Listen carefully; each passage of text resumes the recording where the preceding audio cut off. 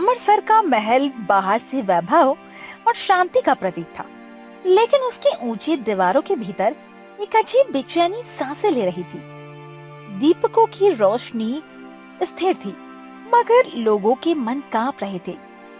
बीते कुछ महीनों में राजू ने वो सब खोना शुरू कर दिया था जो किसी भी सामान की रीढ़ होता है: खजाना, भरोसा और विवेक।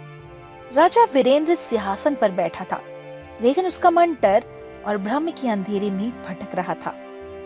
मृणालिनी, मुझे आज फिर वही स्वप्न आया, वही भयावह स्वर, वही अदृश्य आकृति जिसने मुझसे कहा कि अगर मैंने तुरंत पश्चिमी सीमा से सीना ना हटाई तो देवताओं का प्रकोप पूरे अमरसार को जला देगा। और मैं नहीं समझ पा रहा कि ये चेतावनी है या मेरी परीक्षा, लेकिन हर बार ये डर मेरे निर्णयों को जकड़ लेता है। स्वप्न मन की भाषा होते हैं महाराज, देवताओं की नहीं। और जब एक राजा अपने फैसले सपनों के आधार पर लेने लगे तो राज नहीं, केवल भय शासन करता है। इसीलिए मैं जानना चाहती हूँ, ये डर आपको खुद आया है या किसी ने इसे आपके भीतर बोया है? बताइए महाराज, आखिर बात क्या है? राजा ने नजरें झुका ली। ये पहली बार नहीं था जब रानी ने उसके डर को शब्दों में बांधा हो। तभी सभा कक्ष के कोने से पुरोहित देवदत्त आगे बढ़ा। उसकी आवाज में श्रद्धा से ज्यादा अधिकार था। महारानी, ये कहना सरल है कि राजा भ्रम में हैं, लेकिन मैं स्वयं उन दैवी संकेतों का साक्षी हूँ जो इस महल की दीवारों पर प्रकट हुए हैं। और जब देवता संकेत दें तो उन्हें नजरअंदाज करना पूरे राज्य को अधर्म की ओर ले जाता है। देवदत्त, अजीब बात है कि ये संकेत आपको छोड़कर किसी और को क्यों नहीं दिखाई देते? ना सैनिकों को, ना सेवकों को, ना मुझे। और जब किसी शक्ति को देखने के लिए अंधेरा, एकांत और डर जरूरी हो जाए तो उस शक्ति की नियत पर प्रश्न उठना स्वाभाविक है। सभा में हलचल हुई। राजा के सबसे भरोसेमंद सलाहकार रुद्रपाल ने तुरंत हस्तक्षेप किया। महारानी, आप शायद ये भूल रही हैं कि हर सत्य तर्क से नहीं, आस्था से समझा जाता है। और इन दिनों राज्य में जो अनहोनी हो रही है, खजाने का घटता भंडार, सैनिकों का अचानक गायब होना, रात में महल की परछाइयां, ये सब किसी साधारण षड्यंत्र का परिणाम नहीं हो सकता। रानी की आंखें एक पल के लिए रुद्रपाल पर ठहर गई, जैसे वो उसके शब्दों के पीछे छिपी मंशा को पढ़ रही है।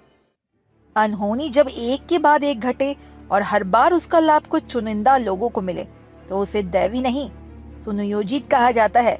और मैं ये समझना चाहती हूँ, हर संकट के बाद फैसला वही क्यों लिए जाते हैं जिनसे राज्य कमजोर होता है? तभी तारा, जो अब तक शांत खड़ी थी, आगे आई। उसकी आंखों में डर नहीं, जिज्ञासा थी। महारानी, मैंने महल की पुरानी सुरंगों में अजीब आवाजें सुनी है, जैसे कोई जानबूझकर अंधेरे का सहारा लेकर इधर उधर आता जाता हो। और अगर कोई सच में देवताओं का दूत होता तो उसे छिपने की जरूरत नहीं पड़ती। तुम्हें इन बातों से दूर रहना चाहिए तारा, क्योंकि कुछ रहस्य ऐसे होते हैं जिन्हें जानने की कोशिश करना स्वयं को संकट में डालना होता है। और देवताओं के मार्ग में प्रश्न पूछना विनाश को न्योता देना है। तारा चुप रही, लेकिन रानी ने उसकी ओर एक अर्थपूर्ण दृष्टि डाली। फिर आर्यवीर, जो अब तक मौन था, बोला। महाराज, मैं सीमाओं पर तैनात सैनिकों की स्थिति देख रहा हूँ और वहाँ कोई दैवी संकट नहीं, बल्कि मानवीय लापरवाही और गलत आदेशों के कारण अव्यवस्था फैल रही है। इसलिए यदि खतरा है तो वो बाहर से नहीं, भीतर से है। राजा वीरेंद्र ने बेचैनी से सिंहासन की मोड़ पकड़ ली। तुम सब तर्क, जांच और प्रश्न की बात करते हो, लेकिन जब हर रात कोई अनदेखी शक्ति मुझे चेतावनी देती है, जब दीवारों पर छायाएं चलती हैं और दीपक अपने आप बुझ जाते हैं, तब मेरा मन राजा का नहीं, एक भयभीत इंसान का हो जाता है। और वही डर किसी के लिए सबसे बड़ा हथियार बन जाता है महाराज, क्योंकि जो राजा को डर से चलता है उसे चलाया भी जा सकता है। सभा कक्ष में सन्नाटा फैल गया। देवदत्त और रुद्रपाल एक दूसरे की ओर देखे बिना स्थिर खड़े थे, जबकि तारा और आर्यवीर की नजरें रानी से आदेश की प्रतीक्षा कर रही थी। महल की रात अब डर से ज्यादा सवालों से भरी थी। राजा बेचैन था, रानी सतर्क, और हर गलियारे में किसी अदृश्य चाल की आहट थी। जो कुछ हो रहा था वो संयोग नहीं था, बल्कि किसी की गहरी योजना का हिस्सा लग रहा था। रानी, मैं पूरी रात सो नहीं पाया। हर बार आंख बंद करता हूं तो वही परछाइयां, वही आवाजें, वही संकेत दिखाई देते हैं। ऐसा लगता है जैसे कोई शक्ति मुझे बार बार चेतावनी दे रही हो कि मैं गलत रास्ते पर हूं, और अगर मैंने उसकी बात नहीं मानी तो राज्य का विनाश तय है। महाराज, चेतावनी और डर में बहुत पतली रेखा होती है, और जो शक्ति आपको सोचने नहीं दे रही बल्कि घबरा कर फैसला लेने को मजबूर कर रही है, वो भलाई नहीं चाहती, क्योंकि सच्चा मार्गदर्शन मन को शांत करता है, भयभीत नहीं। महारानी, आप देवताओं के संकेतों को मनोवैज्ञानिक खेल समझ रही हैं, लेकिन कुछ शक्तियां ऐसी होती हैं जिन्हें तर्क से नहीं, श्रद्धा से समझा जाता है, और महाराज उसी श्रद्धा के मार्ग पर चल रहे हैं। श्रद्धा तब तक ठीक है जब तक वो आंखें बंद ना करे, लेकिन जब हर सवाल को पाप और हर शंका को अपराध कहा जाए, तब समझ लेना चाहिए कि कोई श्रद्धा के नाम पर सत्ता चला रहा है। देवदत्त, तुम ही बताओ, क्या सच में देवता मुझसे नाराज हैं? क्या मेरी वजह से राज्य में सैनिक गायब हो रहे हैं, खजाना खाली हो रहा है और हर रात महल डरावना बनता जा रहा है? महाराज, देवता सीधे क्रोध नहीं दिखाते, वे संकेत देते हैं, और अगर संकेत बार बार आ रहे हैं तो इसका मतलब है कि कोई बड़ा बलिदान या बड़ा निर्णय मांगा जा रहा है, जिसे टालना विनाश को बुलावा देना है। हर बार निर्णय का बोझ महाराज पर और लाभ किसी और को, ये संतुलन मुझे कुछ ठीक नहीं लग रहा है, क्योंकि राज्य के हर नुकसान के बाद आपकी शक्ति और प्रभाव बढ़ता जा रहा है। देवदत्त, महारानी, मैं तो सिर्फ माध्यम हूँ। अगर देवता मुझे चुनते हैं तो इसमें मेरा क्या दोष? और अगर महाराज मुझ पर भरोसा करते हैं तो ये उनकी आस्था है, मेरी चाल नहीं। महारानी, आपने मुझे बुलाया था। मैं कहना चाहती हूँ, महल के नीचे की सुरंगें जितनी पुरानी है उतनी ही सक्रिय भी है, क्योंकि वहाँ हाल ही में किसी के आने जाने के साफ निशान मिले हैं। क्या उन निशानों में कुछ ऐसा था जो ये साबित करे कि ये कोई प्राकृतिक या दैवीय घटना नहीं है, बल्कि इंसानी हरकत है? हाँ महारानी, वहाँ जले हुए दीपक के टुकड़े, तेल की गंध और जल्दी में छिपाया गया कपड़ा मिला, जो ये बताने के लिए काफी है कि कोई जानबूझकर अंधेरे और रोशनी का खेल खेल रहा है। सुरंगें अपशगुन होती हैं, वहां जाना ही गलत है, और जो कुछ तारा ने देखा है वो भी किसी भ्रम या भय का परिणाम हो सकता है, क्योंकि ऐसी जगहों पर मन जल्दी बहक जाता है। मन तभी बहकता है जब सच से डराया जाए, और जो सच से सबसे ज्यादा डरता है वही उसे भ्रम कहने की कोशिश करता है। महाराज, सीमा पर भी हालात अजीब हैं। सैनिकों को बिना आदेश इधर उधर भेजा गया, और हर बार आदेश ऐसा था जो राज्य की रक्षा कमजोर करता है, लेकिन उस पर दैली इच्छा की मुहर लगी हुई थी। तो क्या तुम कहना चाहते हो कि मेरे आदेश गलत थे और मैंने बिना सोचे समझे राज्य को खतरे में डाल दिया? महाराज, मैं ये कहना चाहता हूं कि जब आदेश डर से निकलते हैं तो वे राजा के नहीं होते, बल्कि उस डर को पैदा करने वाले के होते हैं। आर्यवीर, तुम्हारी भाषा सीमाएं लांघ रही है। महाराज के निर्णयों पर सवाल उठाना विद्रोह माना जा सकता है। और डर के सहारे निर्णय करवाना गद्दारी। फर्क बस इतना है, विद्रोह दिखता है और गद्दारी छिपी रहती है। रानियां पूरी तरह आश्वस्त थी कि महल में फैलता डर किसी अदृश्य शक्ति का नहीं, बल्कि किसी बहुत ही दिखाई देने वाले चेहरे का काम है। सवाल सिर्फ इतना था कि वो चेहरा कब और कैसे सबके सामने आएगा।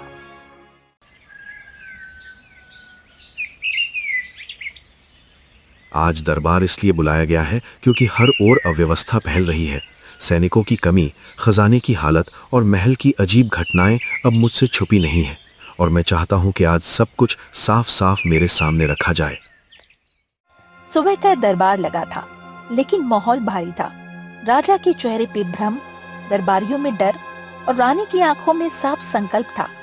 आज कोई न कोई सच बाहर आने वाला था, चाहे वो जितना भी असहज क्यों ना हो। महाराज, ऐसे समय में प्रश्न उठाना और शंका फैलाना स्वयं देवताओं को चुनौती देने जैसा होता है, क्योंकि जब संकेत स्पष्ट हों तो राजा का कर्तव्य होता है कि वो बिना डगमगाए उनका पालन करे। अगर संकेत सच में स्पष्ट होते तो उनकी व्याख्या हर दिन बदलती नहीं, और ना ही हर नए संकेत के बाद राज्य को नुकसान ही उठाना पड़ता। क्योंकि ईश्वर चेतावनी देता है, सजा नहीं। महारानी, आप बहुत कठोर शब्दों का प्रयोग कर रही हैं। जनता पहले से ही भय में है। अगर दरबार में भी ऐसे सवाल उठेंगे तो लोगों का भरोसा और टूटेगा। भरोसा सच से टूटता नहीं, झूठ से टूटता है। और जो भरोसा सवालों से डरता है वो पहले से ही कमजोर होता है। महाराज, अगर अनुमति हो तो मैं कल रात सुरंगों में जो देखा वो बताना चाहती हूँ, क्योंकि वहाँ जो मिला वो किसी दैवीय घटना से ज्यादा एक सोची समझी तैयारी जैसा लग रहा था। तारा, बिना डरे साफ साफ बताओ, क्योंकि अब मुझे भ्रम नहीं, सच चाहिए, चाहे वो कितना भी कड़वा क्यों ना हो। महाराज, सुरंगों में ऐसे रास्ते हैं जो सीधे उत्तरी दीवार और महल के पीछे के पुराने कक्षों से जुड़ते हैं, और वहाँ ऐसे निशान हैं जो बताते हैं कोई व्यक्ति जानबूझकर रात में वहाँ जाकर रोशनी, धुआं और परछाइयाँ का उपयोग करता है। ये सब कल्पना भी हो सकती है, क्योंकि अंधेरी जगहों में भय इंसान की सोच को भ्रमित कर देता है और हर चमक या आवाज को साजिश मान लेना उचित नहीं। भय भ्रम पैदा करता है, लेकिन जले हुए तेल की गंध, छिपाए गए दीपक और बार बार इस्तेमाल किए गए रास्ते भ्रम नहीं, सबूत होते हैं। महाराज, सीमाओं पर भी स्थिति कुछ ऐसी ही है, क्योंकि वहां मिले आदेशों की भाषा और मुहर वही थी जो महल के भीतर से आई, और हर आदेश ऐसा था जिससे राज्य की सुरक्षा कमजोर होती चली गई। तो क्या ये माना जाए कि मेरे नाम पर दिए गए आदेशों का उपयोग किसी और ने अपने लाभ के लिए किया? महाराज, जब आदेश डर से निकलते हैं तो उन्हें मोड़ना आसान होता है, और कोई ना कोई उस डर को सही दिशा में धकेल रहा है। आप सब महाराज के मन में शंका भर रहे हैं, और ये राज्य के लिए घातक हो सकता है, क्योंकि अगर राजा अपने ही निर्णयों पर भरोसा खो देगा तो अराजकता फैल जाएगी। अराजकता तब फैलती है जब राजा सोचने की जगह सिर्फ मानने लगे, और आज यही सबसे बड़ा खतरा है। महाराज देवदत्त, मैं तुमसे सीधा प्रश्न पूछ रहा हूँ, क्या ये सारे संकेत सच में देवताओं की ओर से हैं या फिर किसी इंसान की योजना का हिस्सा? महाराज, मैं जीवन भर पूजा और सेवा में रहा हूं। अगर आप मेरे निष्ठा पर सवाल उठाएंगे तो ये केवल मेरा नहीं, देवताओं का अपमान होगा। निष्ठा साबित शब्दों से नहीं, परिस्थितियों से होती है, और हर परिस्थिति तुम्हें केंद्र में खड़ा कर रही है। देवदत्त, महारानी, शायद ये सही समय नहीं है किसी पर सीधा आरोप लगाने का, क्योंकि अगर हम गलत निकले तो राज्य में बड़ा असंतोष फैल सकता है। और अगर हम सही निकले तो राज्य को सबसे बड़ा सच मिलेगा, जिससे बड़ा कोई बलिदान नहीं। दरबार में सन्नाटा छा गया था। पहली बार देवदत्त की आवाज में पहले जैसा आत्मविश्वास नहीं था, और पहली बार राजा को लगा डर के पीछे सच छिपा हो सकता है, जिसे अब और नजरअंदाज नहीं किया जा सकता। आज मैं किसी की भावना नहीं, सिर्फ सच सुनना चाहता हूँ, क्योंकि हर दिन मुझे ये एहसास हो रहा है कि मेरे फैसले राज्य को आगे नहीं बल्कि किसी अनजान दिशा में धकेल रहे हैं। और अगर ये सब मेरे नाम पर हो रहा है तो जवाब भी मुझे ही चाहिए। महाराज, जब राजा खुद अपने निर्णयों पर संदेह करने लगे तो समझ लीजिए कि नकारात्मक शक्तियां अपना असर दिखाने लगी हैं, और ऐसे समय में प्रश्न नहीं, आस्था ही राज्य को बचा सकती है। आस्था आंख बंद करके मानने का नाम नहीं होती।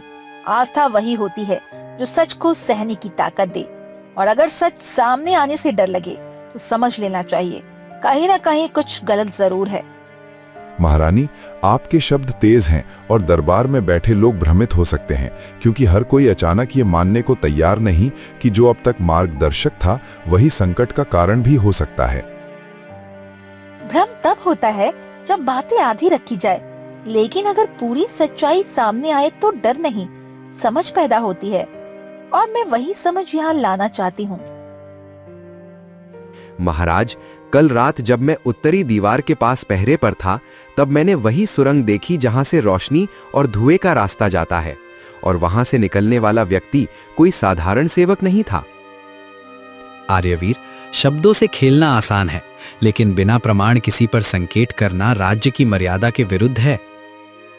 प्रमाण शब्दों में नहीं, आदतों में छिपा होता है, और जो व्यक्ति हर घटना से पहले वहां मौजूद हो जहां घटना घटने वाली हो, वो संयोग नहीं कहलाता। देवदत्त, क्या तुम हर रात उत्तरी प्रांगण में पूजा के लिए जाते हो? क्योंकि कई बार तुम्हें उसी दिशा में जाते देखा गया है। महाराज, पूजा के लिए स्थान नहीं, भावना मायने रखती है।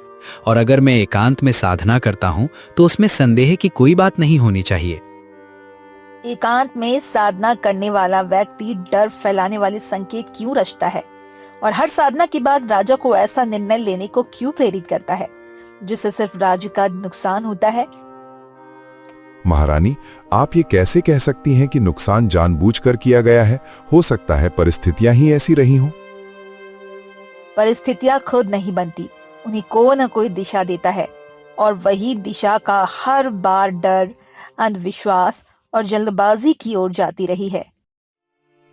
अगर महाराज अनुमति दे तो वो वस्तु दिखा सकती हूँ मैं जो मुझे सुरंग के भीतर मिली थी, क्योंकि वो किसी दैवीय चमत्कार से ज्यादा एक इंसानी तैयारी लगती है मुझे। जो भी है सामने लाओ, क्योंकि अब आधी बातें मुझे स्वीकार नहीं। महाराज, ये वही छोटा दीपक है जिसमें विशेष तेल भरा जाता है, जिससे हल्की रोशनी दीवारों पर बड़े और डरावने चिन्ह बना देती है। और यही तेल मैंने कई बार देवदत्त के कक्ष के पास भी देखा। ये आरोप है, प्रमाण नहीं, क्योंकि दीपक महल में कई जगह इस्तेमाल होते हैं। लेकिन ये तेल साधारण नहीं है। इसकी गंध वही है जो हर बार दैवी संकेत के बाद पूरे कक्ष में फैल जाती थी। देवदत्त, क्या तुम्हारे पास इसका कोई उत्तर है? क्योंकि अब बातें सिर्फ विश्वास की नहीं, मेल खाते तथ्यों की हो रही हैं। महाराज, अगर आप चाहें तो मैं अपनी सारी पूजा सामग्री जांच के लिए सौंप सकता हूं, क्योंकि मुझे छिपाने के लिए कुछ नहीं। ये पहला मौका था जब देवदत्त ने खुद को बचाने के लिए सफाई पेश की। उसकी आवाज में आत्मविश्वास था, लेकिन शब्दों में वही स्थिरता नहीं थी।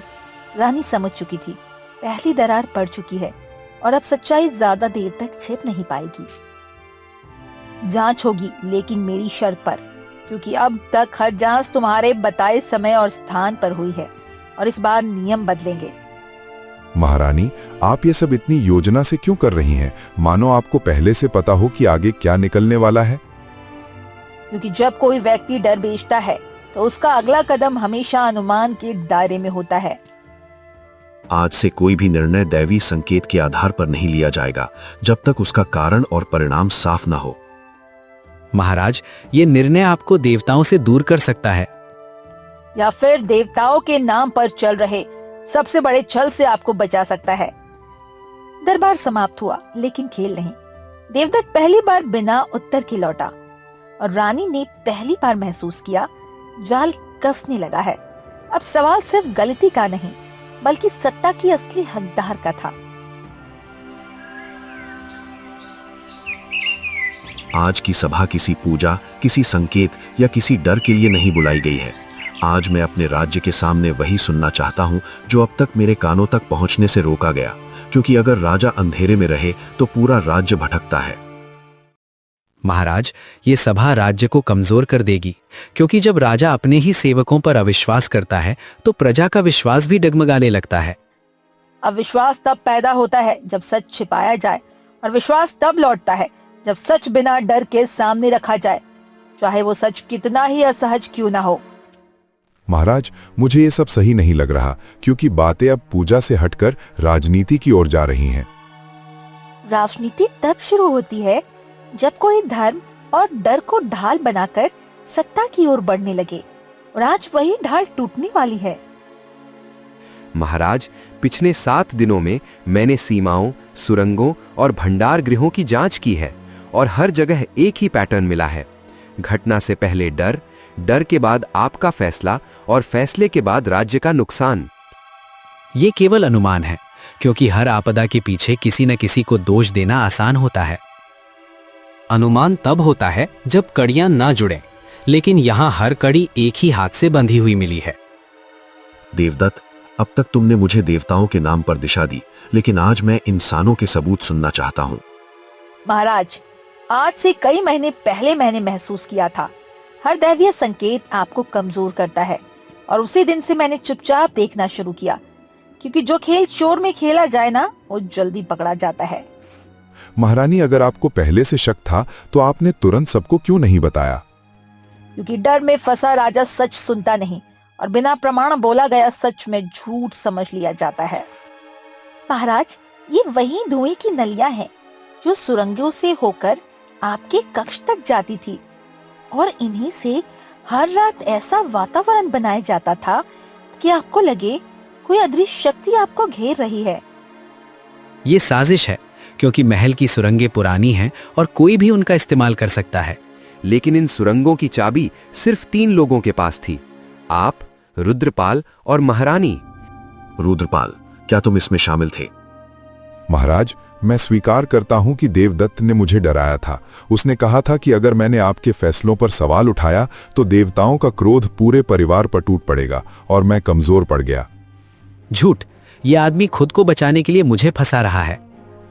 कमजोरी अपराध नहीं होती, लेकिन कमजोरी का फायदा उठाना सबसे बड़ा अपराध होता है। सभा में सन्नाटा था। राजा पहली बार अपने फैसलों को बाहर से देख रहा था और देवदत्त पहली बार बिना किसी देववाणी के अकेला खड़ा था। सत्ता का नशा अब शब्दों से नहीं, सच से उतरने लगा था। देवदत्त, आखिरी बार पूछ रहा हूं, क्या तुमने दैवी संकेतों का नाटक करके मुझे भ्रम में रखा? हाँ, मैंने किया, क्योंकि ये राज्य आपके जैसे राजा के हाथों बर्बाद हो रहा था और मुझे लगा कि अगर मैं आपको अयोग्य साबित कर दूं तो संरक्षक बनकर राज्य को सही दिशा दे सकता हूं। यानी आपने डर रचा, अफवाह फैलाई और खुद को उद्धारक की तरह पेश किया। सत्ता पाने के लिए यही रास्ता बचा था। आज पहली बार मुझे स्वीकार करना पड़ रहा है कि मेरी मूर्खता ने तुम्हें ये मौका दिया, और ये अपराध सिर्फ तुम्हारा नहीं, मेरा भी है। गलती मान लेना कमजोरी नहीं होती, लेकिन उससे सीख ना लेना सबसे बड़ी हार होती है। महाराज, सेना आपके आदेश की प्रतीक्षा में है।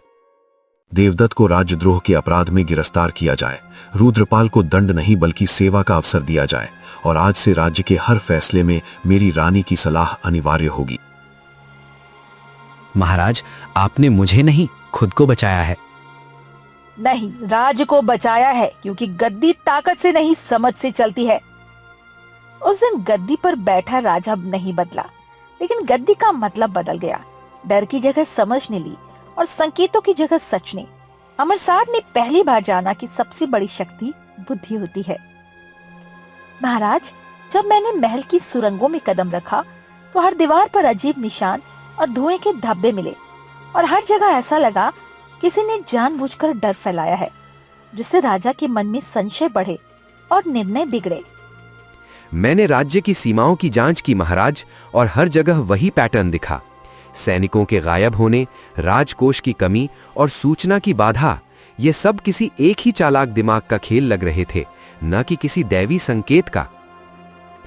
आपको डर दिखाकर, आपके फैसले बदलवाकर और आपकी निगाहों में भ्रम डालकर किसी ने पूरे राज्य को अपने नियंत्रण में लेने की कोशिश की है महाराज। मुझे लगता है अब तक आपने ये समझने की कोशिश ही नहीं की कि हर घटना में कौन शामिल था। तो क्या तुम कह रही हो कि मेरे निर्णय और मेरी मूर्खता का दोष केवल मेरी ही नहीं है, बल्कि किसी ने मुझे भ्रमित किया ताकि मैं गलत फैसला करूं? हाँ महाराज, आपके अंदर जो डर बैठ गया ना, वही उस चालाक इंसान की सबसे बड़ी ताकत बन गया, और आप डर की वजह से हर संकेत को दैवीय मानते रहे, जबकि वो मानव निर्मित था। महाराज, मैं बस दिखा रहा था कि आपके निर्णय कैसे बदल सकते हैं। कभी कभी डर ही इंसान को उसकी सीमा दिखाता है। लेकिन महाराज, डर से निर्णय लेना हमेशा राज्य को कमजोर करता है, और इस डर को पैदा करने वाला इंसान किसी देवता से कम चालाक नहीं हो सकता। महाराज, मैंने सुरंगों में हर कदम पर धुएं और परछाइयां देखी। ऐसा लगता था कोई रात में छिपकर दीवारों पर खेल रहा था, और हर घटना का असर सीधे आपके फैसलों पर पड़ रहा था। तो मतलब ये सब एक योजना के तहत किया गया था? तो सारे अदृश्य संकेत, खोए हुए सैनिक, खाली खजाना, सबको एक ही सूत्र से जोड़ा गया? बिल्कुल, और वही सूत्र पुरोहित देवदत्त के हाथ में था। उसने आपका डर, आपकी मूर्खता और आपके विश्वास को एक एक करके नियंत्रित किया। उसकी योजना थी आप अयोग्य साबित हो और वो संरक्षक बन जाए। महाराज, मेरी मंशा केवल दिखाने की थी कि आप किस हद तक अपनी बुद्धि और डर के बीच उलझ सकते हैं। कोई दैवी शक्ति नहीं थी, ये केवल मानवीय चालाकी थी। और महाराज, इस चालाकी के बावजूद आपके पास सच जानने की संभावना अभी भी थी, क्योंकि हर संकेत, हर धब्बा, हर परछाई कुछ कहती थी, लेकिन उसे सही तरह से समझना ही चुनौती थी। महाराज, यही वजह है मैंने हर सुरंग, हर कमरे और हर कोने की छानबीन की। हर घटना, हर भ्रम, सब कुछ देवदत्त की योजना का हिस्सा था और आप केवल उसकी चाल का शिकार बने महाराज। तो अब जब मुझे पूरा सच मालूम है, मुझे ये समझ में आ रहा है कि मेरी सबसे बड़ी कमजोरी मेरा अंधविश्वास और डर था, और उसी डर ने मुझे हर चाल में फंसा दिया। महाराज, डर तब खतरा नहीं होता जब तक वो समझदारी में बदल जाए, और आपने वर्षों तक उसे अज्ञानता और भ्रम की आग में जलने दिया। अब समय है आप अपने डर का सामना करें और हर फैसले में समझ का इस्तेमाल करें। हाँ महाराज, डर को समझदारी में बदलना ही सबसे बड़ा पाठ है, लेकिन पाठ तभी पूरा होता है जब इंसान खुद सीखना चाहे। महाराज, अब राज्य की सीमाओं, सैनिकों और खजाने की स्थिति पर नजर रखने का समय है। अगर हम डर और भ्रम को पहचान लें तो भविष्य में कोई भी चालाक इसे दोबारा इस्तेमाल नहीं कर पाएगा। और महल की सुरंगें, धुएं के निशान और परछाइयां अब हमें सच तक पहुंचने का मार्ग दिखाएंगी, जिससे हम ये जान पाएंगे कौन किसकी चाल में है। महाराज, इस समय केवल सच को पहचानने का नहीं, बल्कि ये साबित करने का भी है कि इस राज्य की सुरक्षा और भविष्य अब आपके हाथ में है, और सिर्फ आपकी समझदारी ही इसे बचा सकती है। मुझे अब ये एहसास हो रहा है कि असली खतरा देवताओं से नहीं, बल्कि इंसानों की चालाकी से आता है, और वही इंसान जिसने मुझे भ्रमित किया अब सामने आएगा, चाहे जो भी हो। महाराज, मेरी चालाकी का समय समाप्त हो गया है। अब ये आपके निर्णय, आपकी बुद्धि और आपके विश्वास का पल है। देखना होगा कि आपका शासन किस दिशा में जाएगा, और इस दिशा का निर्धारण केवल सच को पहचानने और भय से मुक्त होकर ही किया जा सकता है। महाराज, अब राज्य के हर नागरिक और सैनिक को यह भरोसा दिलाना आपका कर्तव्य है कि भ्रम अब खत्म हो गया है। हमने हर सुरंग, हर कमरे और हर कोने में सच्चाई खोजी। अब ये आप पर निर्भर करता है कि आप इसे लागू करें और राज्य को अंधेरे से बाहर निकालें। महाराज, महल में अब अजीब सन्नाटा था। हर कोई जानता था खेल खत्म होने वाला है। केवल रानी और उसके सहयोगियों की योजना पूरी तरह तैयार थी। राजसी सभा में हर आंखें सच की तलाश में चमक रही थी। हर कदम, हर फुसफुसाहट एक नए मोड़ की तैयारी थी। आज मैं न केवल अपने राज्य के सामने खड़ा हूं, बल्कि अपनी भूलों और डर के सामने भी। अब समय है कि सच और न्याय दोनों की जीत हो। महाराज, अब समय आ गया है पूरा सच सामने आए। जितना मैंने देखा, सुना और समझा, वो सब अब जनता के सामने होना चाहिए। देवदत्त ने आप पर जो भ्रम और डर फैलाया, उसकी पूरी योजना अब उजागर होने वाली है। रानी मृणालिनी, ये तो केवल खेल था। मैंने सिर्फ दिखाया कि महाराज कितने कमजोर निर्णय ले सकते हैं। मेरी मंशा किसी को चोट पहुंचाने की नहीं थी। खेल महाराज, हमने आपके लिए और राज्य के लिए खेल नहीं बल्कि साजिश देखी है। अब इसे आप खुद देखेंगे। हमने हर सुरंग, हर कमरे, हर परछाई और धुएं के निशान को देखा। हर कदम, हर भ्रम केवल देवदत्त की चाल का हिस्सा था। महाराज, ये सब अब खुले में सामने होगा। सभा का माहौल गंभीर और भारी था। सभी दरबारियों की आंखें देवदत्त पर जमी थी। महल के विशाल दरवाजे खुलते ही हर गलियारों की गूंज और सुरंगों की रहस्यपूर्ण कहानी सभा में फैली। हर कोई सुनकर हैरान था कैसे पुरोहित ने राजा के डर और भ्रम का फायदा उठाया। देखिए देवदत्त, आपने राजा को डर और भ्रम में रखा, सैनिकों को गायब किया, खजाने को खाली दिखाया और हर कदम पर गलत संकेत दिए, लेकिन आपकी चालाकी अब बेकार हो गई। महाराज ने अपने वफादारों की मदद से सब सच समझ लिया। देवदत्त, अब मैं समझ गया हूं कि आपकी परछाइयां, धुएं और अजीब घटनाएं केवल एक मानव चालाकी थी। मेरे निर्णयों में जो भूल हुई उसका दोष केवल मुझ पर नहीं है, लेकिन आपने इसे अपने फायदे के लिए इस्तेमाल किया। महाराज, ये सब मैं केवल दिखाना चाहता था। ये खेल था, लेकिन खेल नहीं देवदत्त, आपने पूरे राज्य को अपने डर और भ्रम में फंसाया और अब आपकी चालाकी सामने आ गई है। अब कोई भी आपके झूठ में नहीं फंसेगा। हमने हर सुरंग, हर कमरे में जांच की। आपके हर कदम का सच सामने आ चुका है। महाराज, अब राज्य सुरक्षित है और आप भी अपनी मूर्खता से बाहर आ चुके हैं। मैं अब समझ गया हूं कि असली शक्ति डर में नहीं, बुद्धि और समझ में है। मेरी मूर्खता और डर ने मुझे भ्रमित किया, लेकिन मृणालिनी और मेरे वफादारों ने मेरी आंखें खोल दी। देवदत्त, अब आपकी चालाकी का समय समाप्त हो चुका है। महाराज, मैं माफी चाहता हूं। अब मैं समझ गया कि मेरी चालाकी केवल मेरे पतन की वजह बन सकती है। महाराज, अब समय है राज्य के लोग जाने की डर और भ्रम केवल इंसान के हाथ में है। बुद्धि और निष्ठा ही इसे रोक सकती है। देवदत्त को अब उसके कर्मों का फल मिलेगा और राज्य में शांति लौटेगी। महाराज, अब देखना आप, अब सब कुछ सही होगा। सभा में शांति लौट आई। दरबारियों ने राहत की सांस ली।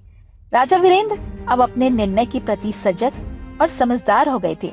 रानी मृणालिनी और उनके वफादारों की चतुराई ने न केवल राजमहल को बचाया, बल्कि राज्य में विश्वास, शांति और न्याय की भावना की बहाल की। महाराज, अब राज्य के प्रत्येक नागरिक को यह विश्वास होगा कि भ्रम और डर की ताकत कभी भी बुद्धि और ईमानदारी के सामने नहीं टिक सकती। और अब हर सुरंग, हर कमरे और हर परछाई केवल एक कहानी बताएगी, सच की कहानी। हाँ, अब मैं जानता हूं कि राज्य का सच्चा संरक्षक डर या शक्ति से नहीं, बल्कि बुद्धि, निष्ठा और अपने लोगों के साथ सहयोग से होता है। मृणालिनी, तुम्हारी चतुराई और सभी वफादारों की हिम्मत ने मेरे राज्य और मेरे जीवन को बचाया। मैं हमेशा इसका ऋणी रहूंगा। महाराज, यही असली शक्ति है, सच्चाई और समझ का संगम। अब हमारा राज्य डर, भ्रम और गलत फैसलों से मुक्त है। सभी मिलकर इसे और मजबूत बनाएंगे। महाराज, अब से मैं अपने कर्मों को सुधारूंगा और कभी किसी के साथ ऐसा खेल नहीं करूंगा। तो इस तरह हम सब ने मिलकर न केवल राज्य को बचाया, बल्कि सीख लिया कि असली ताकत बुद्धि, निष्ठा और सहयोग में है, न कि डर और भ्रम में।